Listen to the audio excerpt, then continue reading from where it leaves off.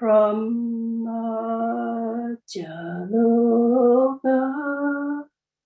Chipati Sahampati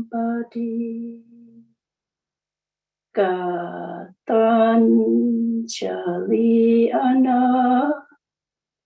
Tivarang Ayajata Santi Tasata Haraja Kachatika. They say to Dhamma Anugam Himam Pacham.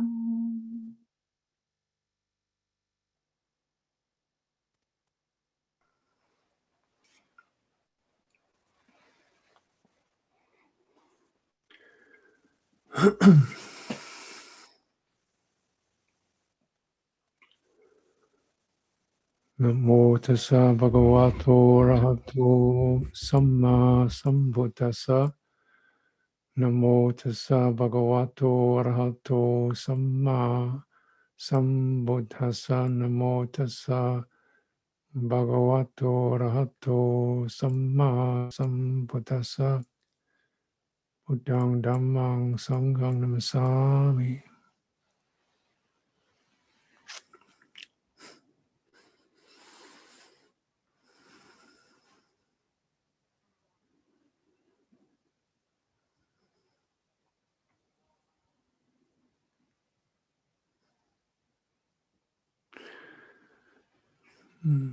So, in brief, today I'd like to bring to mind and talk about the gift of realization. Why I call it a gift is because this realization is not something you actually do, it's something that arrives almost out of nowhere or out of somewhere beyond yourself.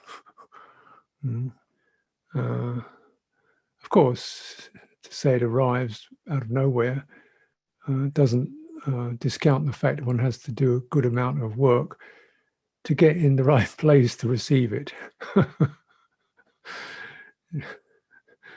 Because a lot of the time we're buried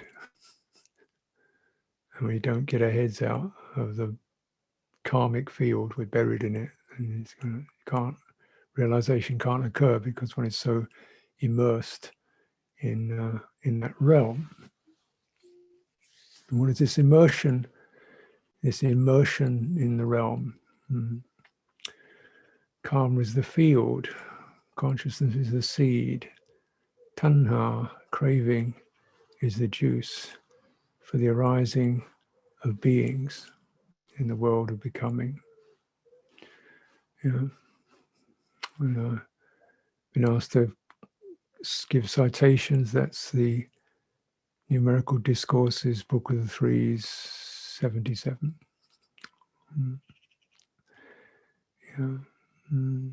Karma is the field. This kind of spread out experience of, based upon sense contact of sight, sound, touch, mind contact is probably the largest contributor to the field. This we can remember sights and sounds and touches and words and thoughts of deeds from long ago. And so this is a very rich field based upon mind, really. Mind is the one that is the agent that stores it all. So this becomes the world in which we dwell. We're based. From that world we look around and we see things that in accordance with what bothers me, what excites me, what I notice because of the way my mind has built in or has been established in certain inclinations, preferences, hopes, fears. So the inner world colors flavors the mind, and then we see things that fit into it. The angry mind sees things that annoy it. Jealous mind sees things that make it feel, I haven't got as good as he has. Fearful mind thinks they're always, everybody's against me. I've got to defend myself. We have to recognize that none of these are actually self. They're just mind states in the realm of karma. And we're not always angry, frightened, jealous. Sometimes we're joyful, happy, with good and as bad. It's a mixed field, right? And every one of those experiences felt to be me. Why is that? Because something called tanha, craving to be, craving to identify, goes into that and feeds the arising of a current mind state based upon one's karmic inheritance. We're often living out the same scenarios. Isn't that true? You notice that? You find yourself going through similar emotional scenarios with this person or that place. Yeah. Because consciousness is established on this distorted field. So it carries that distortion into the current present moment experience. And all kinds of strange things occur.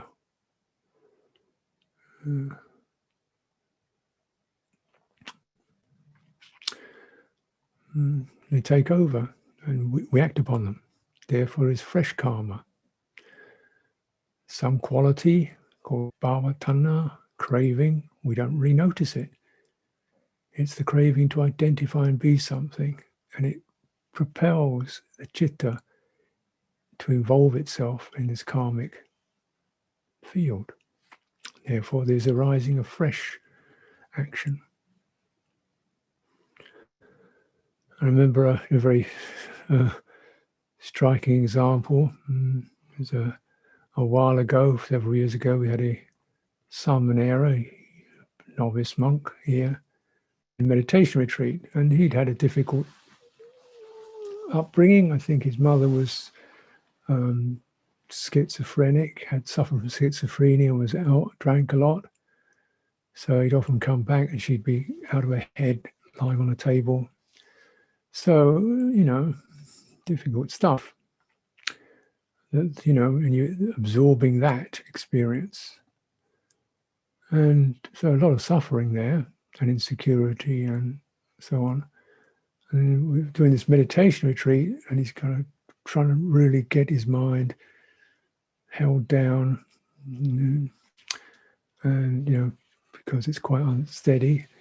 And at one time he gets up from the meditation, or what goes off, and where's he gone, And then he goes into the reception room.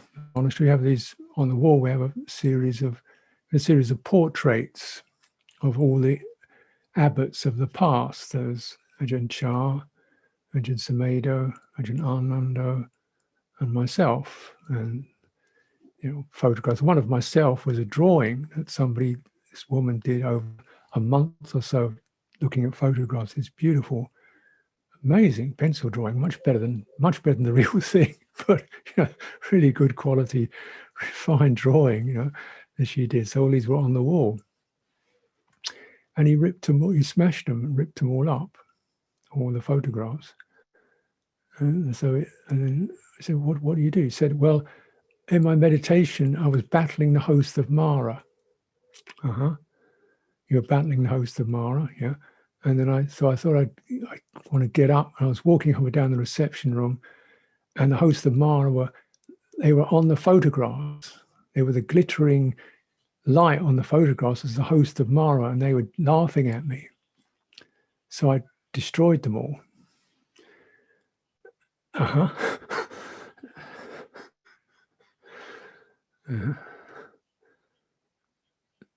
For him, that was real.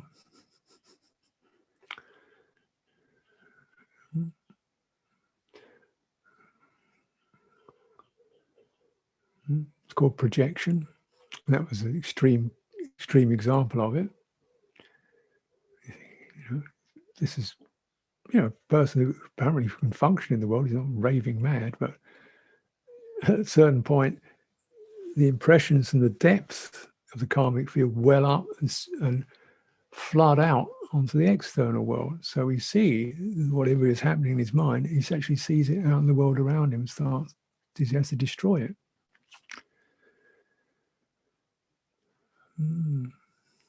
This is quite, unfortunately, this is not a solitary case. In fact, for unenlightened beings, something like that's happening most of the time.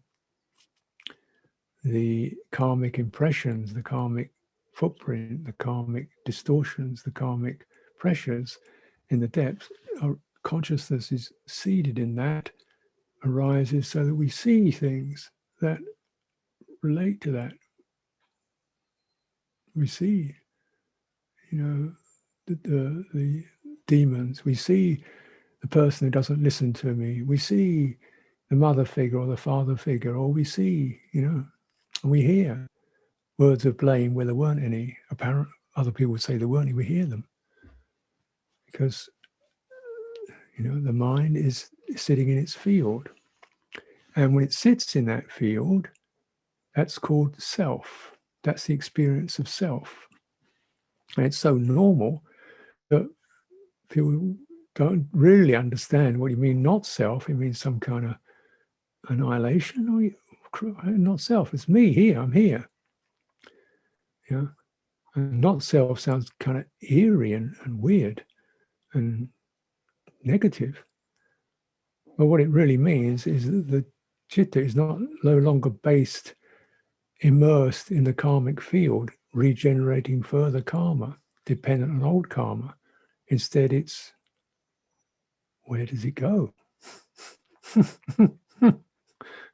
Where's the way out of that?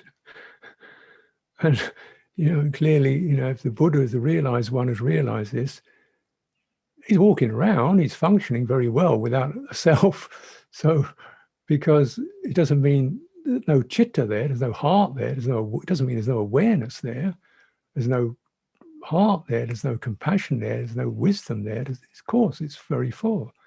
But what there isn't there is the formations dependent on past karma welling up and coloring the world around him, which is the experience that most of us have to some degree or another, tinted.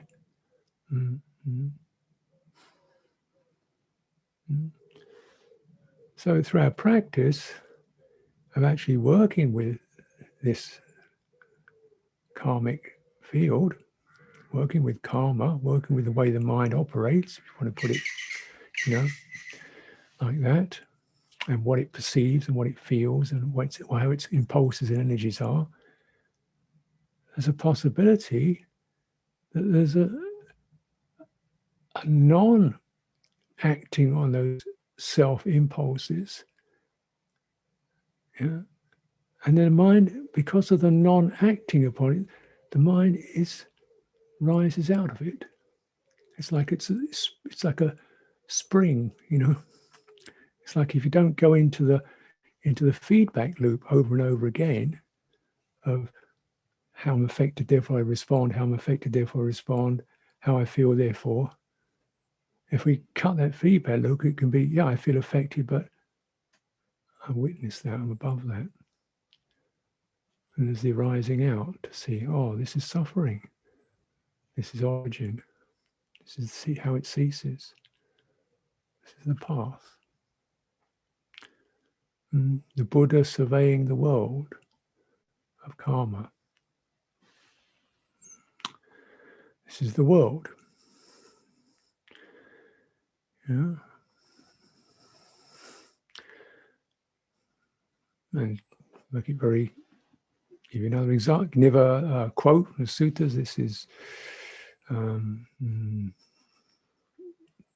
Nikaya, sutta number book 2, Sutta 26, where the Buddha's talking to a celestial being, Rohitassa, who used to be an amazing spirit who could stride across the earth in 2 or 3 strides. This huge, gigantic spirit. And this spirit saying to him, where do you get to the end of this world? Where do you get to the end of it? I can't find it. I keep walking. And I can't get to the end of it. The Buddha said, well, you don't get to the end of the world by traveling. And yet I declare there is an ending. It's in this very body, with its perceptions and feelings and consciousness, that you find the beginning of the world, the ending of the world, and the path to the ending of it. And you will not find the end of suffering until you get to the end of the world through that route. Right? He's not talking about geography. In this very body, with its perceptions and consciousness and feeling, is the arising of the world. One's karmic field rises up, becomes potent. Yeah. The origin, it wells up. It streams out. If you stay with it with proper skill, attention and mindfulness, there's the seeing instead of the reacting, continuing it, there can be the cutting of the continuing round of rebirth and becoming in this very life, whereby the connection is dropped. There's a release. That feels like a gift. What you did was stop doing things. Stopped acting in those ways. And maybe you didn't even have an idea of this is going to make something else happen, because the real letting go is you're not even asking for a result, you just drop it. And then out of nowhere there's, oh, I feel, oh, it's different. My goodness. I see that now. How did I get stuck in that? And so this is so we do this little pieces of our karmic field well up, you know, and finally you manage to not follow it. And oh, I never was that.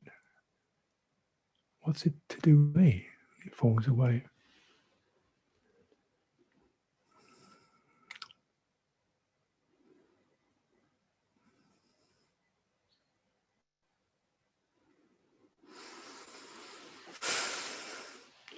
You know, I mean, obviously, certainly being a bhikkhu and then being called an abbot of a monastery, one gets a lot of that feeling of having to try to make it all work for people. You know, there was no clear definition of what the abbot was, but everybody else seemed to know what it was, and it was the person who solves things. I didn't sign up for that, but that was the general impression that came to me. You're the person who solves things.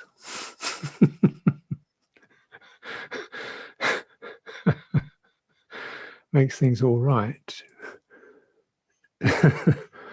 Anything, in fact, and everything.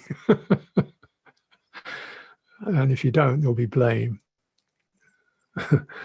So, yeah, right, okay, well, where's the manual? There's no manual. So, you know, you get into that, you do the best you can do this and do that, and be responsible and keep my eye on this, keep my eye on that. You end up being like a kind of, sometimes you get policeman attitude, looking around, make sure everything's all right, so people are happy, and think of that and think of this. And your mind is kind of hovering everywhere, trying to make everything work and so everything's okay. And so, well, you're always controlling everything. Okay, don't control everything, let go. You're not taking responsibility. Okay, not taking responsibility, and then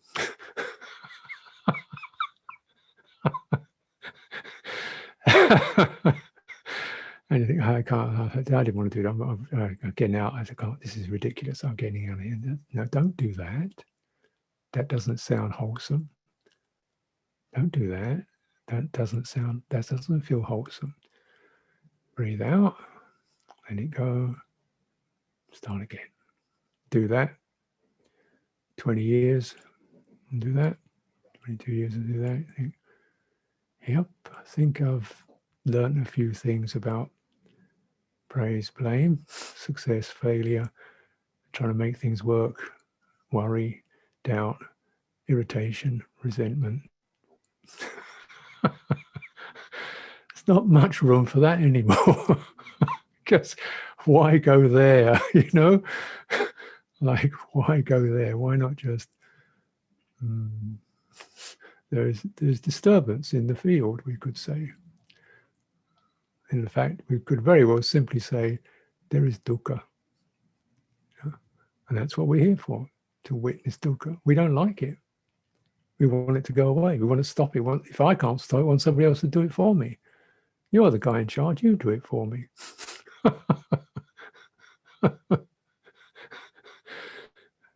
You be what I want you to be. What's that? How do I do that? You know? And so you go through a lot of things like that, you know.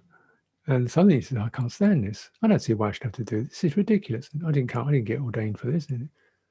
Don't like the sound of that voice. It's not a good voice.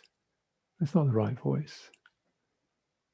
No fighting, no flying away, no escapism. Just stay with this. Breathe out, return to the center. Okay. Survey the field with a mind of compassion. People suffer. We all suffer. I suffer. They suffer. It's the universal verb. I will suffer. They have suffered. Okay. Then, you know, just try to acknowledge the stress and the suffering that you experiencing, and be mindful of that. What can it teach you? Expectation is suffering. Seeking completion is suffering. Trying to get it right is suffering. Trying to get away from it is suffering. Trying to make it work for everyone is suffering. Hating everyone is suffering. Thinking you're not good enough is suffering. Thinking you are good enough, but people don't appreciate you, is suffering.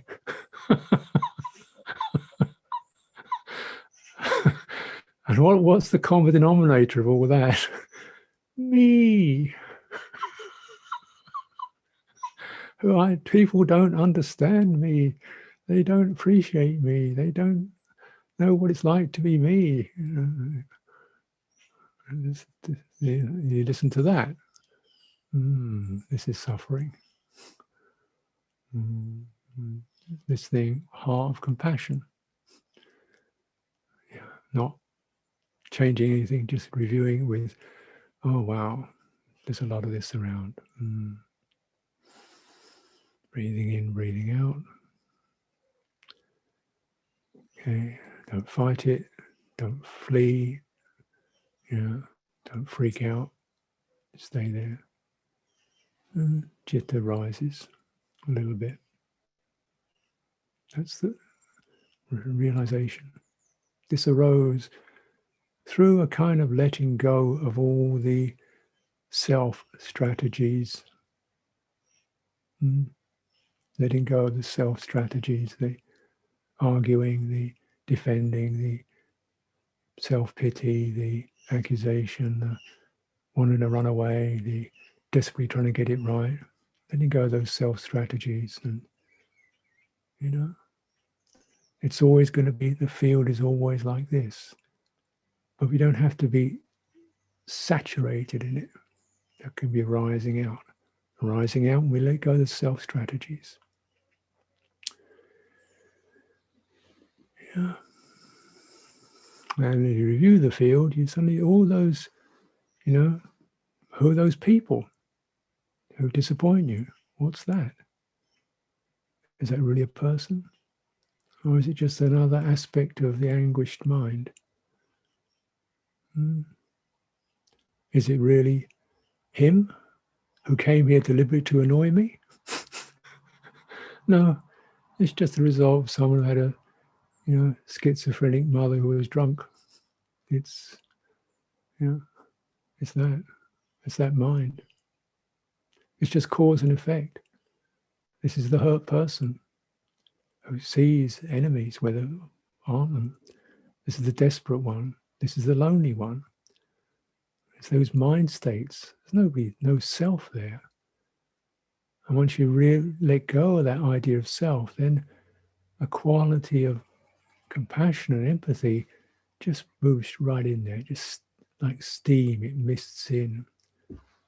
This self-boundary that we keep creating to hold and protect and organize and, and feel we are something seems such a natural, justifiable thing. It's a straitjacket.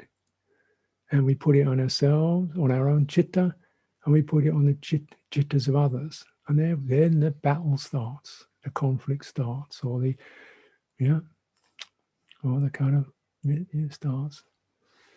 And the general sense of the immediate, compassionate, empathic response from heart to heart is curtailed through these self-jackets, self-casing that occurs.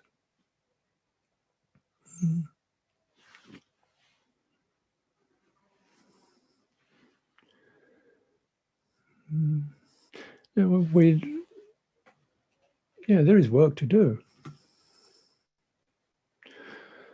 So, when very broadly speaking, we have this eightfold path, and to my mind, one of the many aspects in which one can praise the Buddha's genius was not just that he had realization, which is, but he could also work out a conditioned path in the world, in the karmic world, in the world of circumstances. So he didn't have to go into, he wasn't advocating, okay, off to the cave, everybody, sit in a yogic trance and let's get out. Shut the world off, let's get out. Just go completely internal and forget the external altogether. No, he said you can work it out. So there's no separation between the external, what we call the external surface, I'm calling it. You can call it the outside world. And internal, if you call it that, depth, I'm calling it, karmic field, I'm calling it internal. There's no real separation. It's the same protocols, kind of qualities manifest or are being used. Of course, the path is very much things that we are doing and working on, and the fruit is just that pops off the tree when the path has arrived, completed, and we don't know when that will be. Maybe it arrives several times, Maybe that path arrives several times, and then we realize a bit. And then floods come over again, path again, realize a bit more again. So it seems it's more like that. And when you contemplate these 10 fetters, that's also a description of it. Path is really 4 stages, 4 main stages: stream entry, once returner, non-returner, arahant. Let's not get too much into the technology of it all. But it begins, we can see here also the relevance of a sympathetic, mutual, you could call it love. So love, what I'm referring to is a quality of energy and heart that dissolves the boundaries. Dissolves the boundaries. It not dissolving it necessarily huge gushes of passion. I don't think that does dissolve boundaries, but it's something that encourages those self-boundaries to relax a little bit. The quality of goodwill. So when we cultivate the path in terms of sila, samadhi, and panya. Sila, of course, we're trying to operate all those. It's not like we forget sila morality when we get into samadhi. No, it's that stays there, but you can build upon it. So sila very much deals with, say, relating to the external and building up particular skillful relationships based upon witnessing or surveying the external domain, isn't it? Right? People, creatures, not stealing, not lying, not abusing, not cursing, not reviling, not this kind of thing. And the flip side of that is the quality of love we call mutuality or mutual respect. I respect creatures. I'm concerned for their welfare. I'm tenderly disposed towards them, human, animal, whatever. So in that quality, the boundaries, whether I particularly like spiders, I don't want to kill them. I don't want to actually live with a saltwater crocodile in my bathroom, but I'm happy they're on the planet somewhere, but I don't really want to get into a deep bonded relationship, but let them be.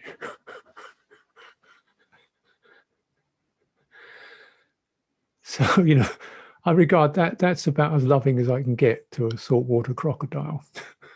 I think that's pretty good because a lot of people don't want to let them be. So, we could say this is kind of sympathy. Okay, you can be there. That's fine. Let's just not have violence towards each other. And actually, most animals are pretty moral in that respect. They don't kill people out of malice. They just do it out of fear or need for food. Whereas we just can't kill creatures for fun by the millions. Because of self. I want some fun. This is my world. I own this. Ownership. It's my world, my planet. Do what I like. I've got the right. It's mine. That's a self sound. I'm independent. It's my free will, my choice. I don't have to think about other things. It's up to me. That's a self voice.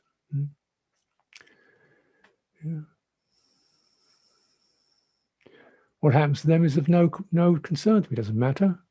If they all die out, so what? I'm fine. I'm okay without them. The isolationist view. That's another self voice. And you can see the results of that self voice are rampant. We've destroyed most of wildlife now. It's only, I think, 4% of mammals are actually still in the wild, of all mammals. 4%. The rest of them are just cattle and cats and dogs, if they're not extinct. Because what does it matter to me if the lesser spotted pangolin gets extinct? So what? Who cares? Particularly these, and then we find out, well, it does matter. Because that creature was supporting that creature, which was supporting that vegetation, which was supporting that soil, which was causing fertility, and now you've killed it, and what happens? The whole balance of nature goes out of whack because there was no respect. It didn't matter to me. Then we get it back, don't we? Like we're doing now, climate change, pollution. We're getting it back. That's karma, right? It did matter. It does concern you. Now you're getting it in your face. Yeah. But we thought it didn't. We could get away with it. You don't. There's no getting away from it. Karma. You don't get away from it like that. So you say, look, this isn't just a matter of being affectionate, towards toads and crocodiles. It's a matter of respect. They're creatures, life force. They breathe. Respect it. And there's a sense of empathy, and you begin to see that's a pretty amazing critter, actually. You've got a wolf, how they could survive. It's amazing. I don't want to live with a wolf, but they're fantastic creatures. They're very intelligent in their own domain. You get a sense of respect. Like the human being's not the only creature that counts. We're not even the best, If that we died out, the planet would happily continue without us, no problem. But if bees die out, we're really in deep trouble. Yeah. Why are we so important? Me.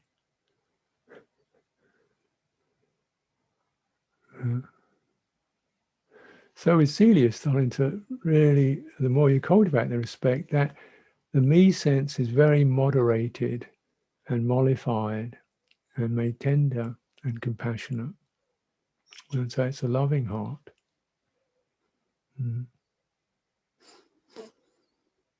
And you work on it, because every time you're doing it, you're letting go of some of these controlling, self-oriented, independent ownership psychologies that generate the self. Self is not an entity, it's a series of corrupted programs that infect the chitta. I'm not blaming anybody for this, it's just what happens. And then say, Buddha says this is the foundation for sati. When your virtue is straight, when your virtue is pure, then you should establish sati, right mindfulness. I even found out where that one was. I wrote it down. That's Samyutta Nikaya 47.3. So when your virtue is straight, when your views are straight, and your virtue is straight and pure, then you establish right mindfulness. That's the basis. So it's not mindfulness is established, as like an act of attention on the body. No, mindfulness is established as an awareness of right view, mutuality, letting go of self, understanding there's no self in here, no self out there. There are causes and conditions arising in the field, and respect and non-violence is the rule. When that's there, then you establish it upon body, that particular way of seeing things. Now, partly the problem here is that when they first translated Satipatthana, they thought it meant foundation of mindfulness. That is, mindfulness is based upon these. In fact, it's really Sati Upatthana, means this is where you establish your sati. So rather than sati springing from these qualities, sati is directed, mindfulness is directed to these four places. And the mindfulness is right, establish right view. This is causes and conditions. This is flesh, born of nature, subject to decay, right? This is feeling, rising and passing, poignant, distressing, joyful. This is chitta, establishing it as a series of causes and conditions, not as a self. Okay? So, and then taking it more deeply, and as that's taken more deeply, and beginning panya, discernment with mindfulness, because you see, well, that quality is painful, obstructive. Relax that. That pride or that vanity or that aversion is a distortion. Relax that. So your purification, of course, simply speaking, clearing the 5 hindrances. Your will, passion, sense desire, dullness, restlessness, doubt, skepticism, lack of confidence. And of course here, the quality of kindness is necessary both to sustain witnessing of these hindrances without going into self-hatred and despair, to cultivate sati as you witness the upheavals of the karmic field without going into, anxiety, despair, and self-hatred. Needs a lot of goodwill and compassion This is causes and conditions. Don't let it get you down. Don't react to it. Don't seize up. Practice suffusing the body and mind with a mind and heart of goodwill. Breathing in, breathing out. Suffusing body, suffusing mind with a heart of goodwill. So whatever arises, memories, perceptions of self and others, put down the cudgel, get out of the law court, get out of right and wrong. Mind of goodwill, compassion. Being suffer. It's what you need to know. So this way we're, changing what we're based upon. We're based upon surveying rather than inhabiting the karmic field. As long as I inhabit the karmic field, I'm trying to find a comfortable place in it where annoying people won't get at me, where disappointing events won't happen, where nasty insects won't bite me, where I won't get bothered. I want to carve out some territory in that. And of course, that's kind of what we do. Yeah, naturally. But over the long run, you realize, there isn't any. Yes, they still keep creeping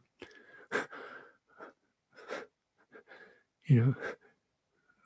Memories, self-aversion, guilt, worry, regret, agitation, indulgence, passions. The real enemies still creeping in. There's no safe place. So therefore we meet what arises, saturating body and mind of goodwill, breathing in, breathing out. Major practice. Mindfulness internally, one mindfully surveys the internal field. Mindfulness externally, one mindfully surveys the external field. Mindfulness internal and external, as the two fields coincide, as my emotions and ideas meet the world around me, mindful of that meeting. Is my words placed carefully? Are my words placed carefully? Are my actions placed carefully? Do I speak at the right time and place things that are useful? Do I say useful, or is it just babble? Do I speak harshly? Right? Speech is a real big bridge between the internal and external, isn't it?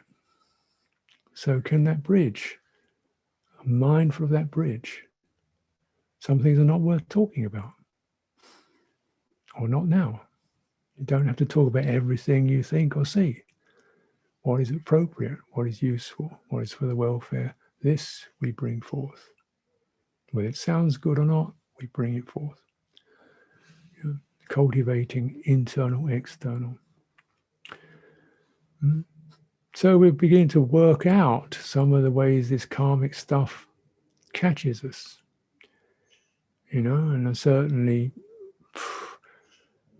have experienced in this life, living in meditative circles, people who have some considerable gifts in the internal domain. And yet, externally, they're irritable, arrogant, self-obsessed.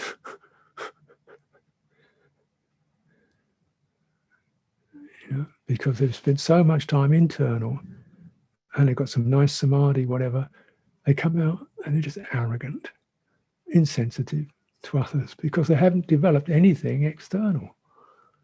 They've all been me, my practice. I want to do my practice here.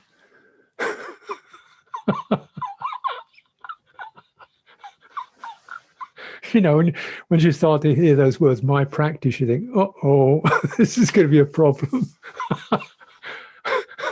I've come to do my practice here. You think, this is going to be a problem.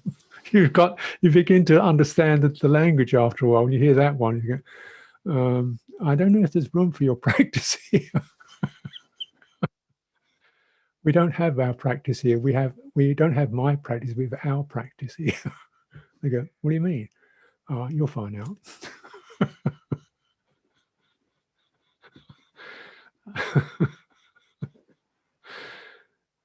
And so you really do it thoroughly. And I'm sure we all get caught in this from time to time. And that's how you learn. Oh no, how did I get to that? Yeah. No, stop doing that. Stop bewailing and moaning, complaining about yourself. These were dhammas. What occurred? Learn. Learn. This is a very generous practice. You know, you make errors. The Buddha said, this is the way you learn. You learn from the hurt, the pain, and the shame of making errors. Enough now. Rise up. Look at the causes and conditions that have caused that to happen. And you'll find in there somewhere there was a me and mine. Yeah. And it may have come out as her and him, you know, because wherever there's me, there's a you, who I think is how I see them. How I see you is what I think you are. So this is kind of going on, you know, and I think that's what happened. Instead of seeing dhammas, I saw selves, right? And so that purification process, samadhi, settling into that, working through that, internally, externally. That's how mindfulness is presented. Till the mind is not, when it's samadhi, it's not concentrated on an object, which is a very common and pernicious notion. Because if you're talking about samadhi as concentrated on an object, it's got to be something that it's mine, and other people are going to bother me by, you know, it's really a focus on the external. Samadhi is not a focus on an external object or an internal object. It's the result of purifying the field. The mind settles into its composure, its equanimity with conditions. Conditions subside, the mind feels steady. And this is where, you know, in that steadying, the field, the karmic field is settled so that we can begin to really thoroughly cultivate where discernment, this is where the self views swirl. This is where they coagulate around this particular topic. I get very me around that particular issue. That particular issue I'm pretty equanimous towards. This one I got a lot of me in it. Okay, let's look at that. How much of me really is in that? Yeah. How much do you want to die for in that one? How much do you want to hold on to in that one? Yeah. If I say this is my monastery, yeah. Do you know how much suffering is going to be in that? Yeah. Trying to keep it exactly the way I want it to be. Nothing annoying, everything clean, tidy, everything fixed, everything sorted. You realize how much pain is going to be in my monastery. Yeah. So now I walk around like a dead man. It's not mine, I'm dead. I'm just a ghost moving through this place. Because I'm so steeped in it for so many years, the only way I can live here now is to be dead. I move around, happily dead, of course. Just not mine. Let it be. It's up to them.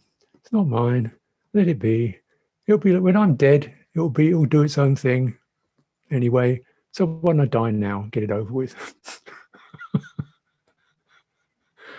That's the strategy. You know, just be dead, and then joyfully dead. And what dies is self. The self-view, the holding, the clinging, the owning, the wishing, the wanting, the clinging. And well, I got that over with.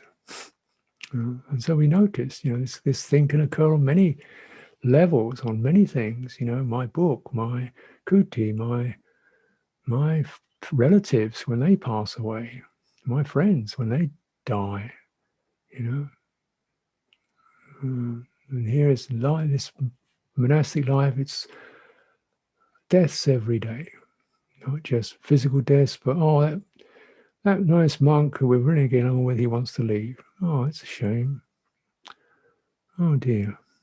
And this person who was really inspired has got lost faith. They've run away. Oh dear. It's kind of, of course, there's birth, but going through that time and time again is eventually just equanimous. You survey the field with beings are beings working out karma. Beings are beings working out karma.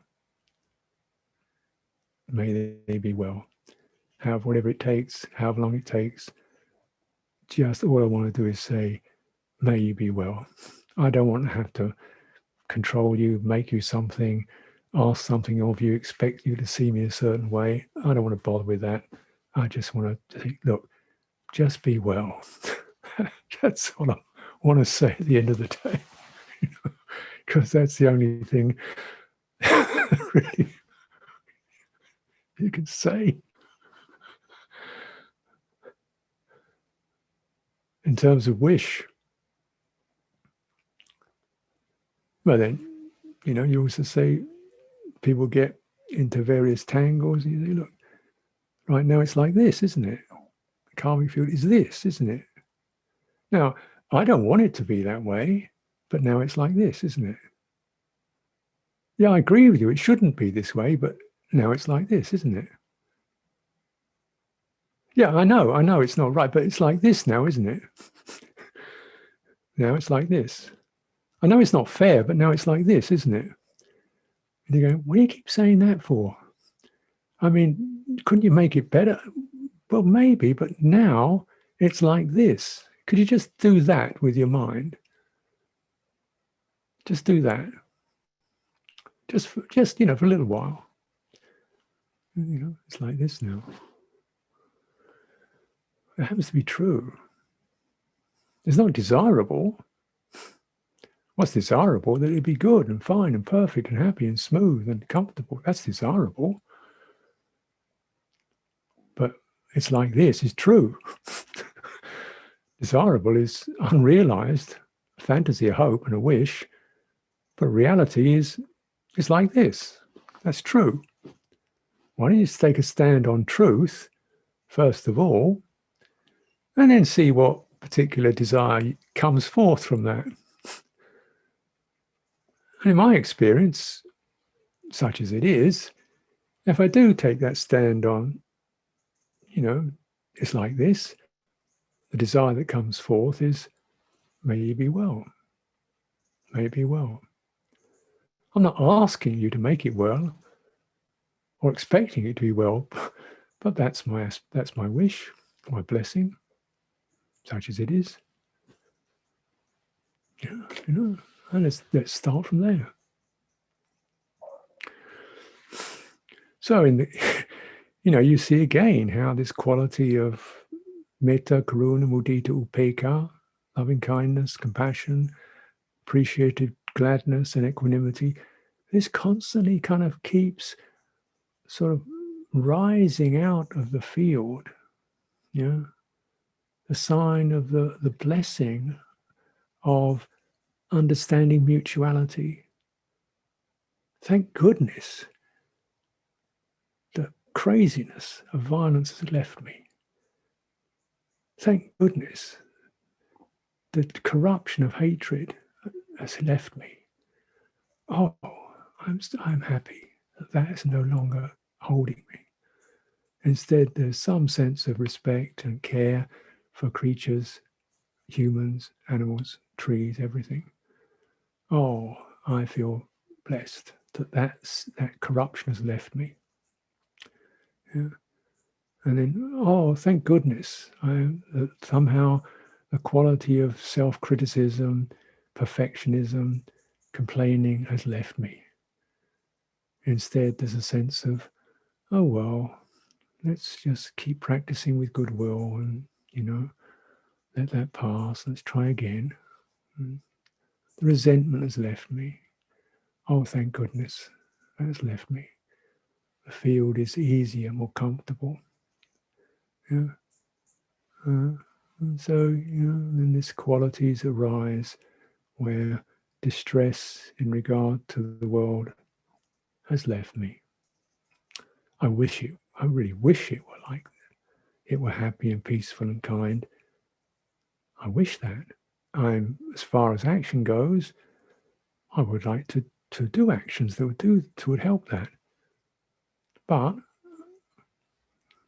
that has to be living from that place where I'm not going to get angry and upset and blame people and criticize beings and get vendettas and get nasty about it. Because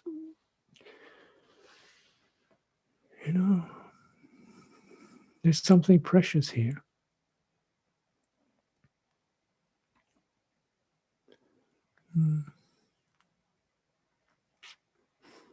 Rare. It doesn't limit our actions. It doesn't say sit in a cave and forget the world. It says from your place of realization, allow that spirit of compassion and kindness to give you the confidence that saturates your actions and speech, gives you the courage and the integrity that fills it and enriches it with these qualities of goodwill.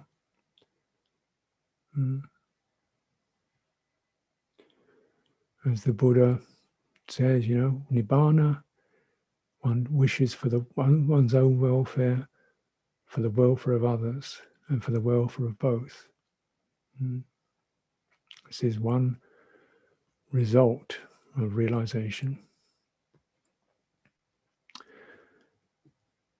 So our main, in meditation retreat, our main kind of, working point is,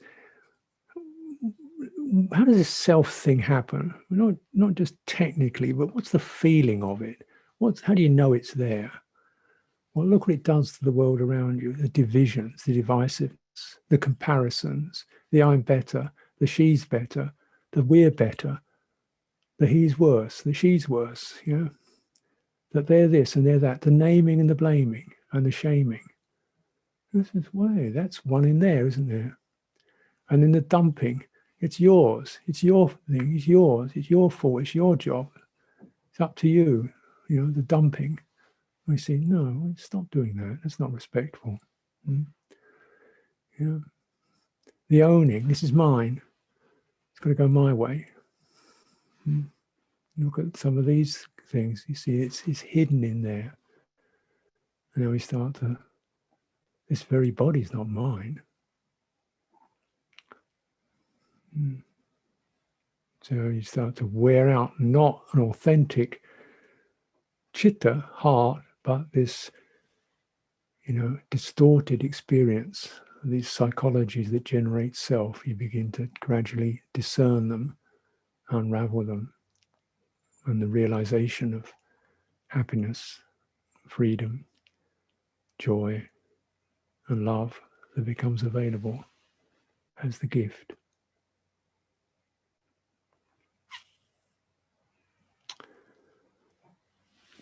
So I offer this for your consideration today.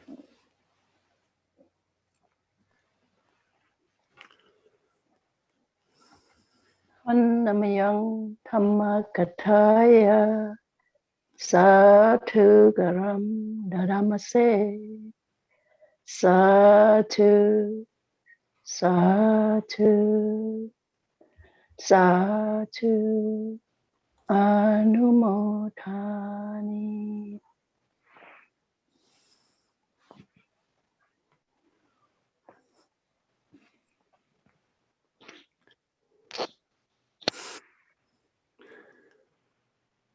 So as I recommend, just take if you're in considerable discomfort, but please by all means move around or wriggle around a little bit, get your energy channels open, and let some of these, anything that arose in that struck you, see if you can pause and linger around that. And there'll be a questions and answers session, several of them later on, so you might make a note. to bring that up, or investigate it yourself.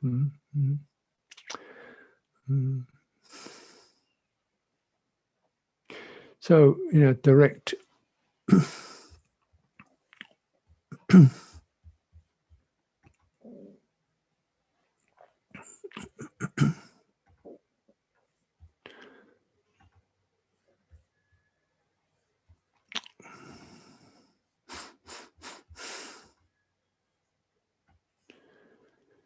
direct practice. Remember the standing, walking, sitting. These are the obvious ones. Reclining practice. It's a little more difficult. It seems easy, but it's difficult to perhaps to keep your energy right with that. But you might do, if you do some standing. Standing is like lying down, but standing up. You've got the same axis. But instead of the weight being underneath on your feet, you've got the sense of the weight occupies your back. So you're like a big foot, one big foot, and you can rest on that. And so the standing is like you just got the 2 feet, but then you kind of let the weight come down on that. Sitting, you just got one big bottom foot, pelvic foot you rest on. Okay, there's the ground. There's the ground, right? Ground. And see if your mind can actually settle onto that till the ground. You almost dissolve the boundary between your body and the ground. You let yourself melt into the ground. When you're standing, of course, you've got to keep that upright balance so you don't fall over. Reclining, you don't need to keep the balance, but you do need to keep awake, otherwise it doesn't work. So it's a little bit, a certain precision to that is also required. Certain sati to get all the bones and the form lined up so it doesn't contract into that, self position, which is always enclosing. When we see the body enclosing like a turtle, pretty much it's probably a self happening in there somewhere, getting involved with something. And you keep it open, and and then you can do that walking along, experiencing the sense fields as they open around you. And notice, as you're doing that movement, various thoughts, ideas, impressions. Okay, just keep walking through the fields. When you're standing, and the karmic field moves over. What am I doing this for? How long should I be doing this? Can I get samadhi when I do this? Or it reminds me, I forgot to put this out. Stuff comes washing up.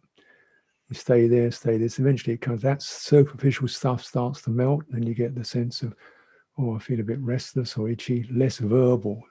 So it's as if you're descending from the surface level of external circumstances into, I feel kind of strange or disoriented, much more irrational experiences. And then this is where you're standing, you begin to refine your practice to, you keep the upright axis steady and just expand your awareness over the whole form. And mostly the energies and the distortions that arise will tend to push you into certain areas, either of your body or your mind. And come out of that, localization, go to the whole form, widen, so spread your awareness around, so it's circling around your body, so it's a pretty wide arena with the spine in the middle of it. And get enough space for qualities, dhammas, energies, moods, for you just to swim through. Yeah. And so just letting it go. And you may, if that's occurring, you'll begin to experience a certain strengthening effect. Certain sort of quiet strengthening within that. So you might 20 minutes of that, and staying, keep your eyes open, and you sit down and you think, oh wow, I've emptied a lot of things out of my mind. Of course you didn't. What happened was the bodily spinal axis did. You know, that practice did. But of non-involvement, that's what did it. Not I did it, but the non-involvement, non-engagement did it. Rather than saying, well, you know, so can you maintain that non-involvement? What does it take? Mindfulness of the entire body, breathing in, breathing out, not contracting into expectation, plans, strategies, self-criticism, hindrances. Continue. Those wash over you with very seductive voices and reasons. You just know, not going into that, not going into that. Maintain the center. Those hindrances will begin to lose their grip. Mind settles. Breathing in, breathing out. So let's take some time for private practice, and if you like to come back into the collective in about say 40 minutes, so you can do some standing, some sitting, or reclining, reclining flat on your back, spinal axis again, and then perhaps we could group again those who wish to in about about 15 minutes before the hour, top of the hour. May you be well.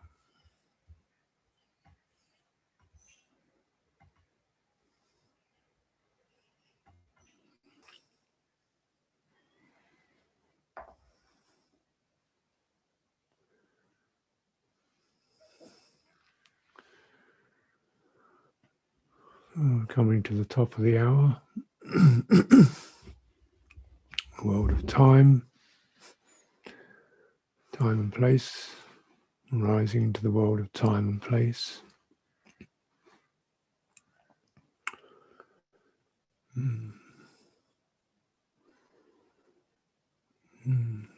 Feel your way, looking around.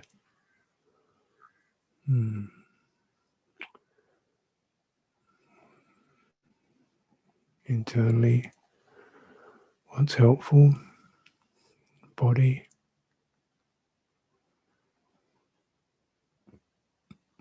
energy, need to freshen, movement. So just have that time when you begin to loosen, expand your sati, your mindfulness, to include external domain, internal domain, and the meeting, the mingling of the two.